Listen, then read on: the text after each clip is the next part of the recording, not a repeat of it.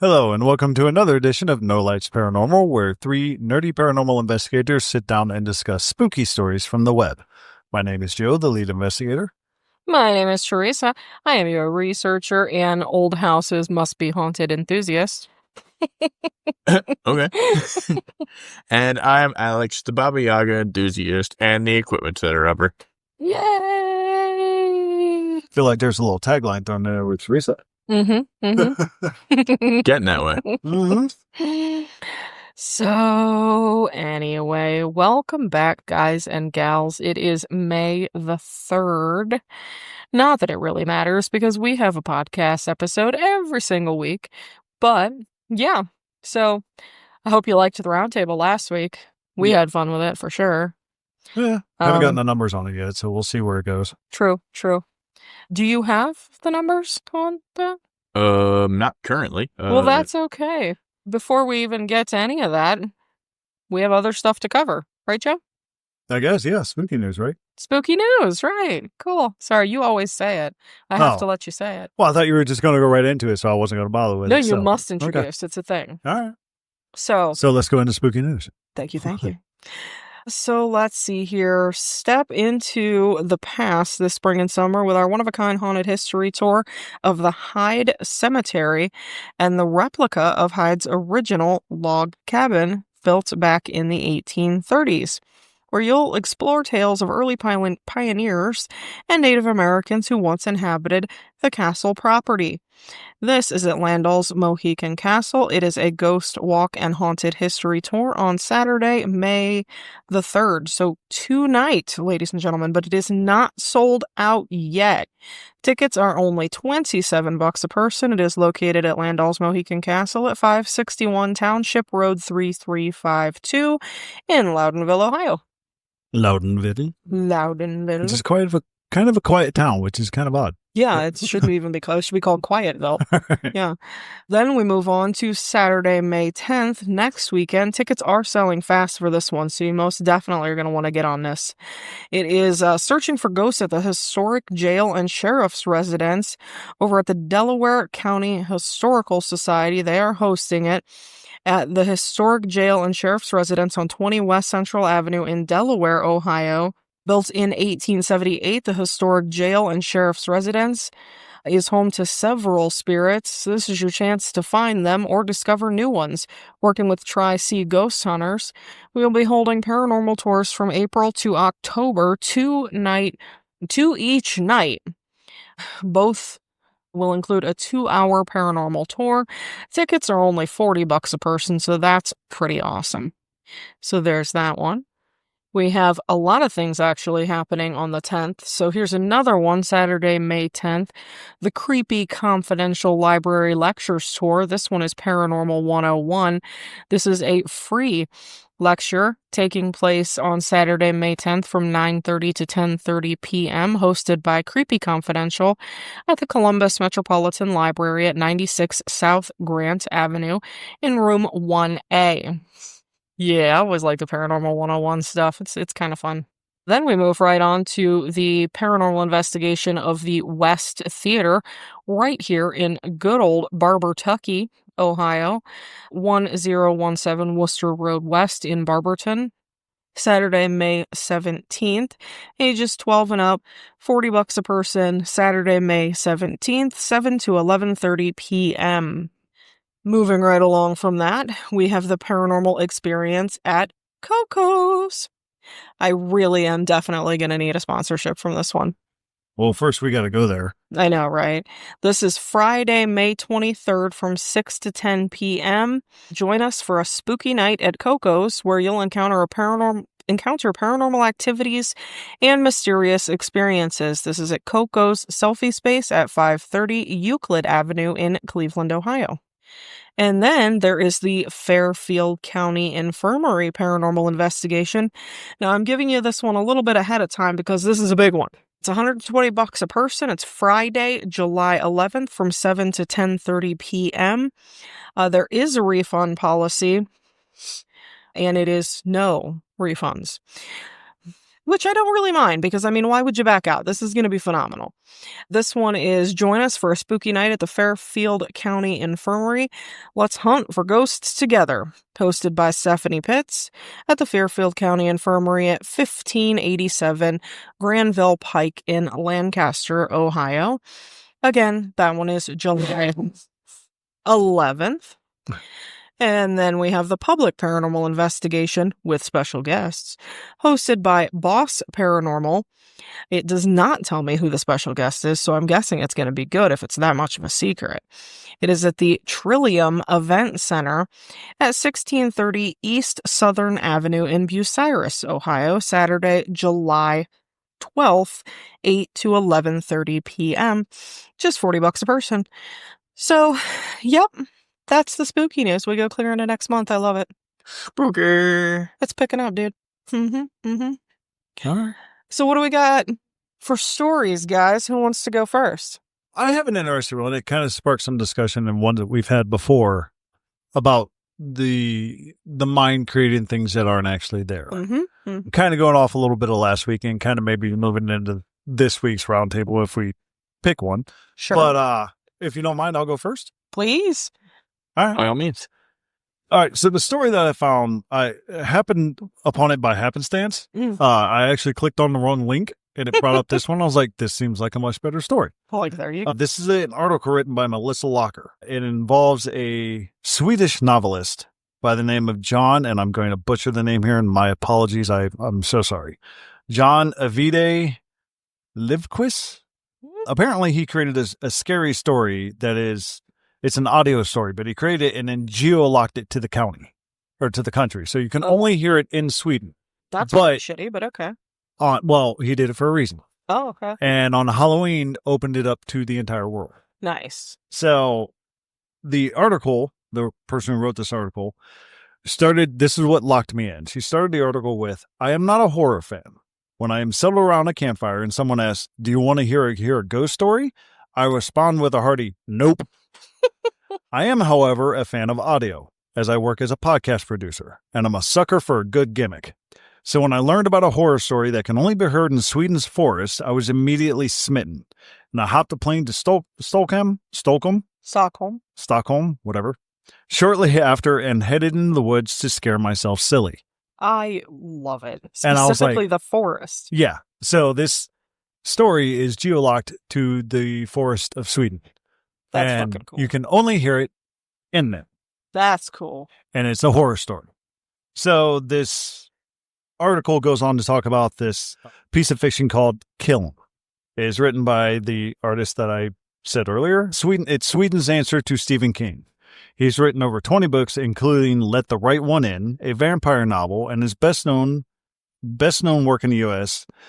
It's his best known work in the U.S. You can't pick up this Kiln book in a bookstore or even a library. However, it's instead an audio for you to stream on your phone and has been geolocked within Sweden's borders, forcing fans to quite literally follow him into the darkness of the county's forest.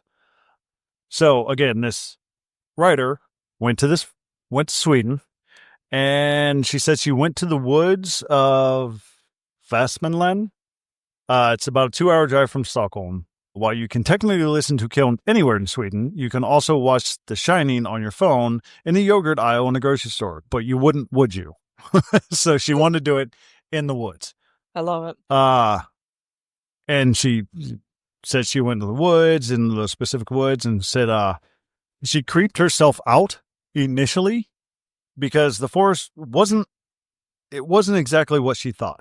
So she's coming from like the California area or the Midwest. Mm-hmm. Said that the forest in Sweden is completely different. First of all, it's overgrown by moss. And she actually said here that she went in during the daylight and she didn't have enough gumption to sit in the dark forest at night and listen to a scary noise. She's not that brave. So she said she started during midday around there and then traveled into the forest to where she thought she'd had enough time to listen to the story and then get out before it got dark. Oh my God, I love it. But while she was there, she said that the first thing that she immediately noticed is it's always damp in the woods. Mm-hmm. I said it's moss covered. So said which felt weird because when she walked in it, she would step her foot down. Obviously, her foot would sink down about 2 inches. Yeah. And then when she brought it back up, said the moss would immediately spring back up, covering her tracks. Oh, that's creepy. So no way to get out of it. And she said she finally picked a spot. And while she was walking in there, she listened to folklore of Sweden. And apparently their folklore, from what she says here, it is always, the supernatural has always been played an active role in Swedish culture. Mm-hmm. So she was listening to that while walking into the forest. Keep that in mind. That's okay. Keep that in mind. Yeah. And for a person who's not a humongous fan of those types of stories anyhow. Right. So now the author of that Lindqvist also said, you really haven't visited Sweden if you don't see our forests. They are part of the Swedish identity. Tree-filled sketches like Vasamine lie right outside Stockholm, and the lake-filled district of that area spreads to the northmost reaches of the continent. Waiting outdoor enthusiasts, it's like waiting for people to explore it. Mm-hmm. She says here, not only do the Swedes love the paranormal, but they also love the folklore behind it. Right. Fairy tale creatures like trolls, elves, Huldra, and Naken are much woodland creatures as moose and bears. The supernatural has always played an active role in the Swedish culture. It is more than just a backdrop to crime stories and Nordic noir movies that just made the country famous. So yeah, she went there. Didn't want to do it while it was dark because she said she didn't have no balls to do it. I mean, I feel it.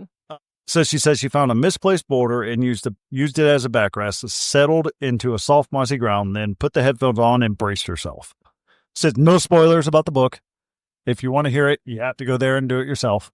She said, but the experience was absolutely terrifying. Now, remember when I said, keep in mind, she's listening to folklore as she goes into the woods. Before listening to a scary story. Before listening to this scary story. And then when she gets into the woods, she finds a spot, she puts on the headphones, and experiences the paranormal. She's got some cojones, that's for sure. She said in here, nature seems to come alive and lures you to come after it. While she was in the woods, she experienced fairy tale creatures. Some of the other Sweden, like the ones that I mentioned that I can't pronounce the names of.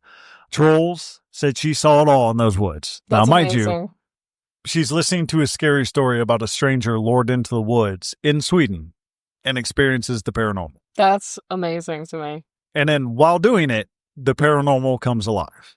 I am in love with this story. So begs the question, did she actually manifest it by thinking about it and doing that? Or is the story itself, another question, is the story itself part of something to make you think about that and actually make it? Or did she just let her fear get the best of her and started imagining this? That very well could be. Now, mind you, she talked about before that she was not a horror fan. Right. Most people I know that are not a horror fan aren't bothered by horror stories. Right. They could listen to it and no big deal. It is what it is. We've seen many people go hunting where meet the person, whether it be male or female, and they're like, I don't really believe in this. It's whatever. You guys have fun. And they're not bothered by it whatsoever. They're the type of people that can sleep in the cemetery and have no problems with it. Yeah, no issues. So she is like that. And she went into the woods. Excuse me, I coughed. I went into the woods, listened to the story, and promptly got freaked out. I mean, yeah. That does say something to it. So whether or not she actually saw something or whether or not she didn't, it's up for debate. But the power of the mind does hold sway over this entire story.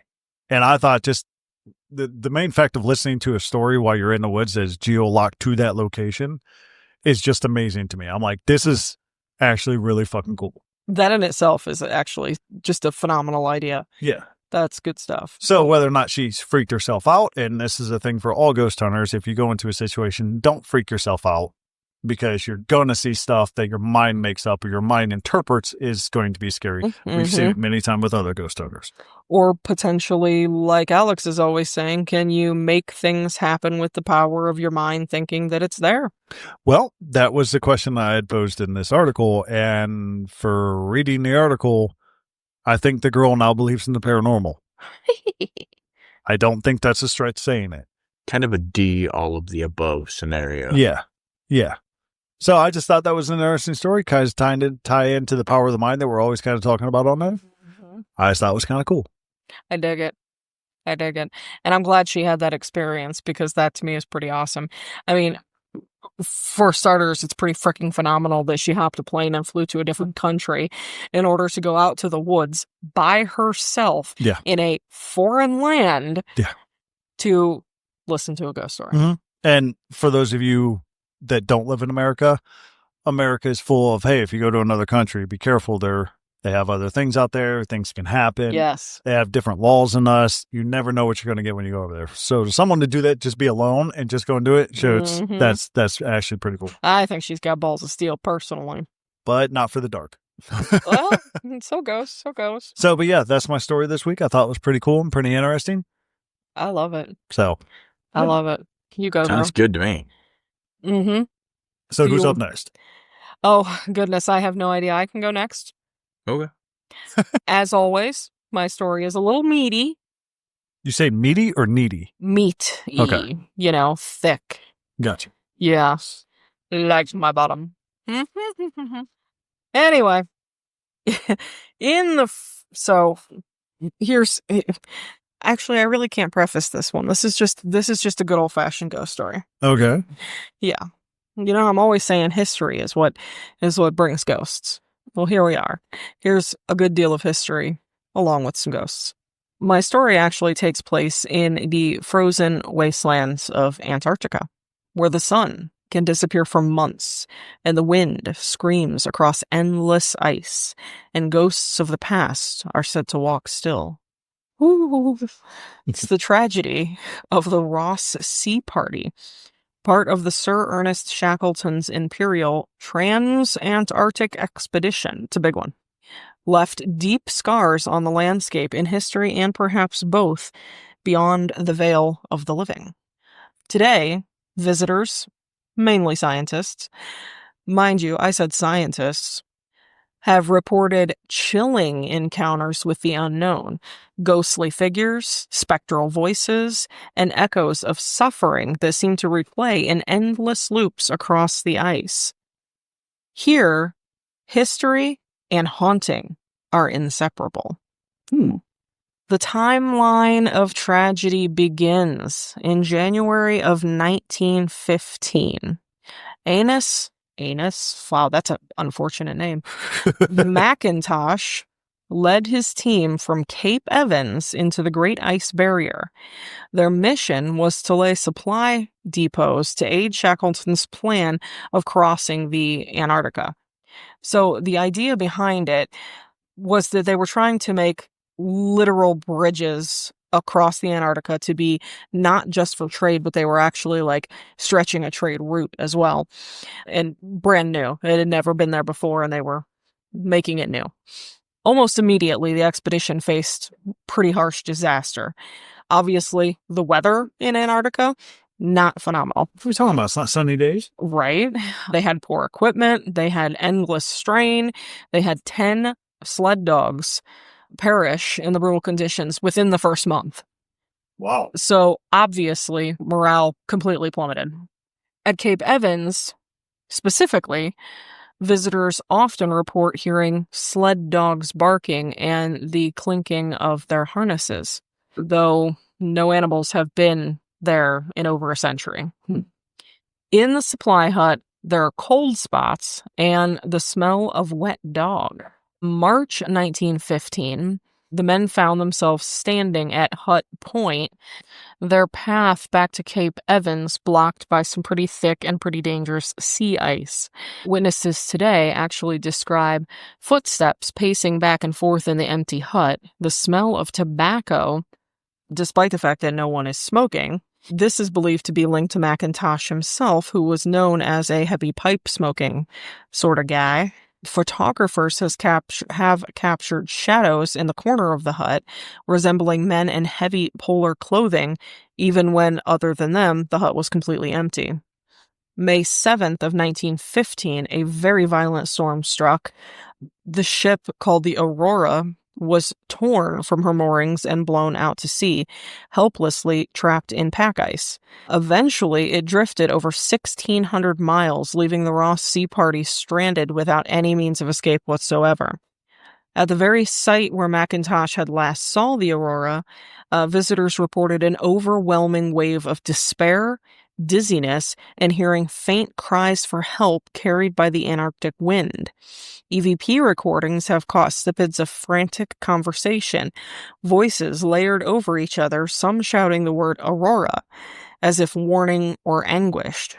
Undeterred, McIntosh had pushed his men to continue the depot-laying journey.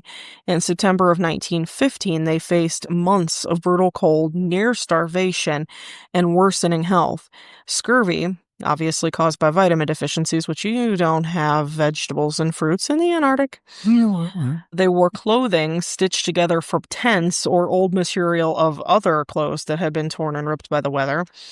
And on these routes, across the ice shelf, multiple expedition teams have reported seeing a figure dragging a heavy sledge, always moving forward, never reaching its goal, and disappearing completely if approached. Temperature gauges show sudden, unexplained drops at certain points corresponding to the old sledge camps that do not at all make sense with weather patterns that are happening at the time. Then we go to March 9th, 1916. Arnold Spencer Smith, who was the expedition chaplain and photographer, was the first to die. He collapsed on the return from Mount Hope and passed away on March 9th of 1916. Today, Ghost Tours and researchers notes that around the Ross ice shelf have said they see a faint figure in tattered black that can sometimes be seen trudging hopelessly forward only to vanish when spotted. Electronic equipment, especially cameras and audio recorders, often malfunction at these sites, draining batteries at a very unnatural rate. We fast forward slightly to March 16th. Victor Hayward, already weakened by scurvy and exhaustion, passed away barely a week after Spencer Smith passed. Modern day, Hayward's bunk in the Cape Evans hut is often colder than the surrounding air. Thermal imaging has shown cold, human-shaped signatures leaning above the bed for minutes at a time before fading, and some witnesses have heard a man softly singing hymns at night. Hayward was known to sing to keep spirits high during the darkest times. On May the 8th of 1916, McIntosh and Hayward left Hut Point in a blizzard, hoping to cross the breaking sea ice to Cape Evans. Bless you. Sorry. They disappeared forever. Modern day, many have claimed to see two figures in heavy polar gear moving hand in hand across the ice near Hut Point, particularly during twilight in the Antarctic autumn. Approach them and they fade into mist. Footprints have been found on untracked snowfields leading partway towards Cape Evans before stopping abruptly. To January 10th of 1917. Finally, Shackleton returned aboard the ship Aurora that was now free from the sea ice and rescued the 7 survivors. They were gaunt, broken, and haunted by their ordeal. Worse still, their depot-laying efforts had been for absolutely nothing. Shackleton had never even made the crossing attempt, having been trapped in the Weddell sea ice. In modern days, survivors spoke of a sense of being watched, even after their return. Today, some visitors report feeling an overwhelming sense of unfinished duty when standing near the Cape Evans hut, as if invisible eyes are willing them to finish a job. The ship itself, the Aurora, was lost later in 1917 during World War I. They believe it was sunk by German raiders or perhaps storms. James Patton was a surviving member of the Ross Sea Party. He was on board when the ship went down and he passed away. So I guess he never did really escape the Aurora. Or finish his job. Right? Modern reports say that there is, in fact, a ghost ship of the Aurora that appears as a phantom vessel, a spectral reminder of the doomed expedition, perhaps? So, all in all, there's a whole bunch of insanity that goes right along with the history. So, inside of the Cape Evans hut, almost everyone remains almost everything remains exactly how it is. Boots are lined up, there's dishes on the table, there's long dead embers in the fire. But time has obviously not silenced those spirits. People who visit specifically, and like I said, I really put a heavy emphasis on the fact that a lot of these people are scientists, because science and, ghosts don't necessarily go hand in hand. No. But it is mainly scientists who are actually reporting this stuff. But they're hearing lots of reports about shadow figures that are glimpsing through the frosted windows of Hut Point. Cold spots, even when the heaters are running on full go. The smell of seal meat cooking, even though there's no open fire and nothing cooking. Low, muttered conversations heard when the hut is supposedly completely empty. And hearing sled dogs barking in the distance, and there just haven't been any dogs there in, again, over 100 years. And always, they get this sense that someone is watching and waiting and just kind of maybe reliving this nasty hardship that took place. The Ross Sea Party, obviously, it's a very tragic story. It's got some endurance, it's got some loyalty, it's got some sacrifice, it's got some ice and some silence that, possibly entombing spirits and all of this. And it remains, obviously, one of the absolute most haunted places in Antarctica, which most people, I think, don't even necessarily think the place could be haunted. Antarctica? Yeah. But maybe. It sure as heck is. And, yeah, they step into a place where the past basically still breathes. And the ghosts of the Ross Sea Party march forever in the frozen night. Nice. Right? Huh. Sounds very Witcher-esque. Right? Just a little bit. Yeah. But it is absolutely a historical fact, true story. Stellar. Mm-hmm. I like it. Mm-hmm. Mm-hmm. So you are up, sir. So I am up. All right. Well, I can do that. Wow. My story this week is about the Singeraven estate in the Netherlands. Nice. The Singeraven estate story begins in 1381 when it was recorded as an agrarian farmstead owned by the Bishop of Utrecht. Situated in the Noord-Twente region, the estate's idyllic setting with the river Dinkel winding through the forests, meadows, and marshes. Yes, I fucking can't stop giggling about the river Dinkel. The river Dinkel. Belies its past, or its complex past. Over the centuries, Singeraven changed hands multiple times, reflecting the turbulent history of the region. In 1398, the estate was acquired by a family who fortified it as a manor in 1415, marking its transition from a simple farmstead to a noble residence. By 1651, the original structure had fallen into disrepair and was demolished, paving the way for its current stately home. Built in the second half of the 17th century by the aristocratic Slowett family, this is a neoclassical mansion with its elegant facade appears more akin to an 18th century architecture, suggesting it was a forward-thinking design for its time. A significant chapter in Singeraven's history, and the revolution of its haunting, really, occurred in the early 1500s when it served as a residence for the Franciscan nuns. This period, though short, left an indelible mark on the estate's legacy as it's tied to the paranormal tale that defines its haunted reputation. The estate continued to evolve, with various owners contributing to its development. In 1868, a carriage house was added, and the medieval water mill, dating back to 1448, remains a functional highlight, featuring 3 water wheels that once powered the estate's operations.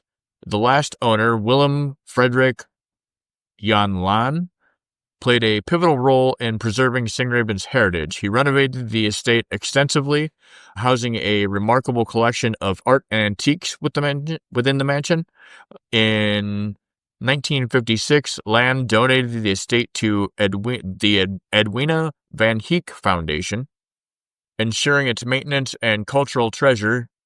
Today, Singeraven spans 500 hectares, which, for those of you that are not super familiar with the measurements like me, I looked it up, is about the equivalent of 1,235 acres, with over half covered in woodland, and operates as a museum open to the public from November to April for guided tours.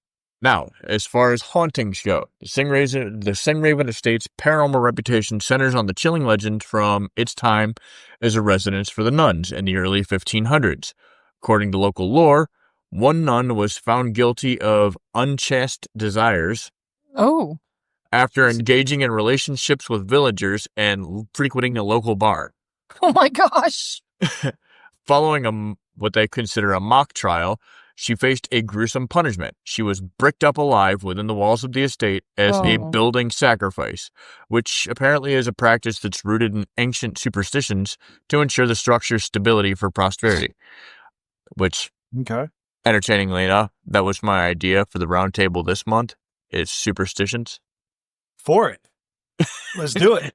Yeah. Well, okay. Kind of ties into mine, so yeah, go ahead. Anyway, so the nun's muffled screams reportedly echoed through the walls until she succumbed, but her spirit never found peace. Her ghost is said to haunt the estate, appearing as a pale, shapeless mist, a figure behind the windows of a stately home or near the watermill. This haunting has earned Singraven the nickname the Black House, a moniker that reflects its dark and foreboding reputation. The nun's ghost is not merely a spectral presence, she is believed to be a harbinger of misfortune.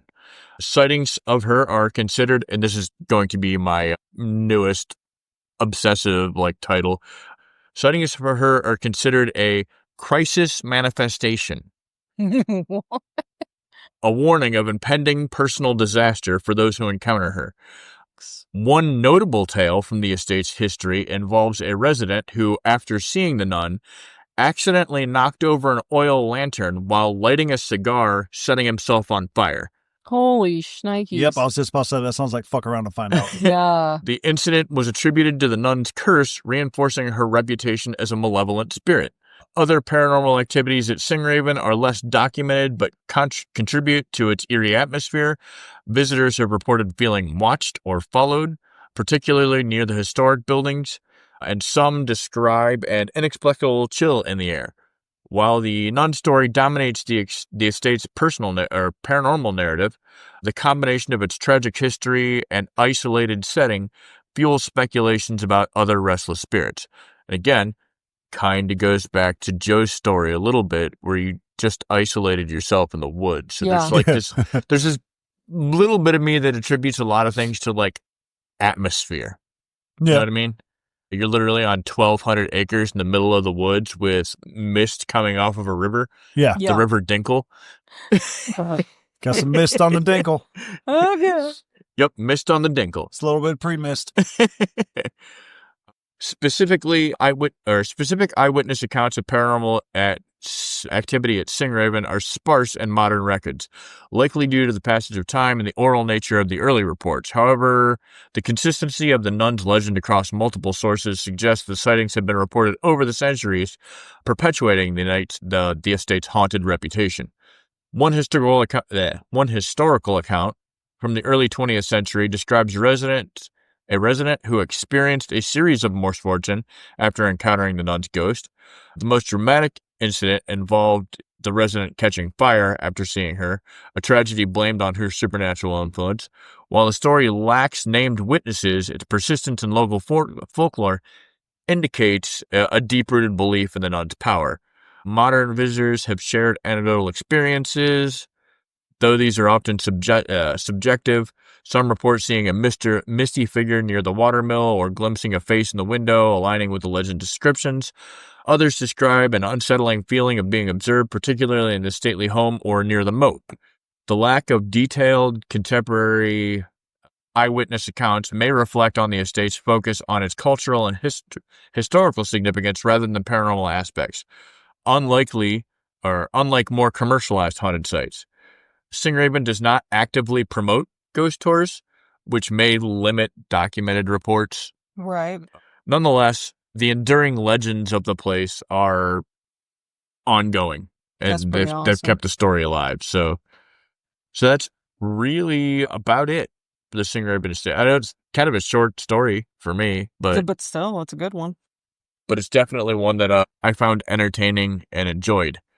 So yeah, crisis manifestation. Still sounds like fuck around and find out. Agreed. It sounds like a nun. It sounds like banshees. It sounds like... Yeah.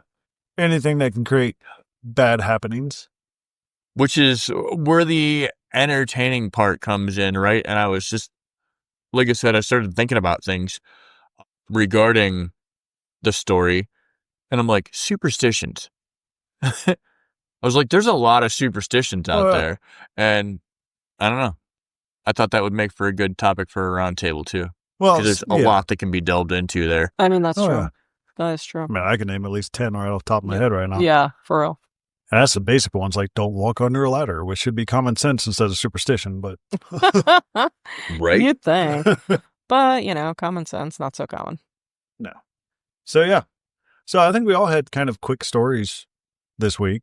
Yeah. Yeah, I actually expected mine to be a lot longer, but... Yeah, yours wasn't that meaty. Yeah, when I got to telling it, I realized that maybe... I think you abbreviated on some meatiness there. I didn't. I mean, I didn't. I could have just told you the whole, verbatim historical story and then the ghost stories, but So you mean like your normal thing? Yeah, All right. but I just thought it kind of sounded better to be like, this is what happened, and this is what's there now. Yeah. All right. Sounds good. Nope, I agree. So, yeah.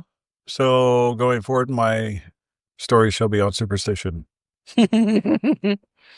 So, or somewhere focused on. Tell us about the numbers then. The roundtable numbers, so they were, right on par with other episodes that we have. Cool. So. Do we have any listeners from anywhere new? Anywhere new? No, we got the usual suspects this week. Russia, Spain. What was it? Let me see here. Where'd he go? There we go. So, yeah. Russia, Spain, Germany. Actually, Russia or Spain was the one that hit this month. It was the weird one. But no, Russia, Spain, Germany, Sweden, UK, and Finland again. So, have we done a story in Finland? I did. I have. Okay. So I haven't. All right. I'll get right on that, guys. No, it's one of those things where generally when new places pop up, I like to just spring a story from there because it's, I don't know, at least something for me to narrow down. Right. All right. So, all right. Numbers sound good. Stories are out. I think it's time for the socials. All right, cool. Or socials. Well, guys and girls out there, of course, we love each and every one of you. It doesn't matter where you're from. We want to hear your ghost stories. We love you so much. Thank you for listening. You can always get a hold of us at Facebook on No Lights Paranormal. There is, of course, X, No Lights Para, P-A-R-A. No Lights Paranormal on, gosh, we have a Twitter now. We have an Instagram now. Twitter is X, so. Yeah. Oh, right. Snapchat was the other one. Snapchat, that's what it was. Yeah, okay. yeah. Snapchat? Yeah, I got us a Snapchat. I don't know why. Okay. Just thought, what the hell? Of course, you can email us at nolightsparanormal@gmail.com. And then don't forget about, the YouTube channel. There's not been anything new up there, but obviously, all the stuff that I did upload, gonna take you a while to get through if you want to watch it. So, yeah. Not only that, but it was the winter months, and ghost hunting really doesn't happen in winter. Exactly. So, it is what it is. And, yeah, absolutely. Reach out. Say hello. We love you. Yep. Yes. We love you. It was nice to travel around the world this time. I don't think any of us had a place in the same place. I don't think so. So, yeah, I enjoyed that aspect. Absolutely. Yeah. And we'll make an attempt to make it a little longer next week. What was the time? It felt like it was a long time. We're not even quite to the 45-minute mark. Oh, then we got some time for discussion then. You know what? You want me to come up with another story right quick? No. No. I got you. Discuss. Fine. So sorry, my apologies. I thought we were a lot longer than what it was. Today's just been an odd day. So the superstition thing, I actually do kind of like it. Sorry, guys, if you were ready to click us off there. But no, the superstition actually works a lot better for me. I actually enjoy that because there's a lot of superstition that goes into a lot of ghost hunting and the paranormal aspects. I'd even go as far as saying, and this may be more of a roundtable thing, but we can revisit it. Some of the, I'm searching for the word, some of the things that people do, like the burning of the sage, stuff like that. A lot of that is revolved around superstition, in my opinion. Right. I've gone on hunts. I know people that have prayed before they go into a place. I know that Yeah, I do people that cleanse when they come out of a place. Huh. So, and all those are technically superstitions, right? Roundabout, yes. In a very roundabout way. I mean, yeah, it's not like the folklore-y superstition, but yeah. Yeah. Okay. Sorry, guys. I was taking a drink there. Hydrate. It's important. Yes, especially when you get older. But no, there's a lot of superstition that goes into a lot of the things that we do every day. I, for one, think ghost hunting at night is a superstition. That's fair. I can agree with that. I don't. I know. That's why I said it. But Hot that's take. okay.